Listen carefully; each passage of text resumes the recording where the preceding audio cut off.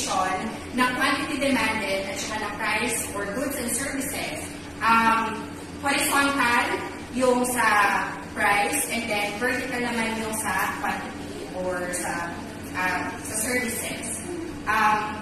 Aside from that, we have the determinants or yung mga factors na nakaka-apekto sa demand ng mga tao. Una, meron tayong tinatawag na consumer income. Of course, yung paggagastos natin ng pera natin is nakadepende kung ano yung income na pumapasok sa atin. Kaya na-apektuhan siya. Pangalawa, consumer preferences.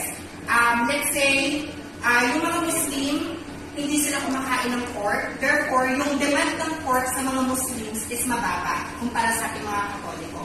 Kasi hindi naman siya permitted sa atin. Pangatlo, meron tayong tinatawag na price of related goods. Dalawang factors yan. Meron tayong complementary goods and meron tayong substitute good. Let's start with substitute. Substitute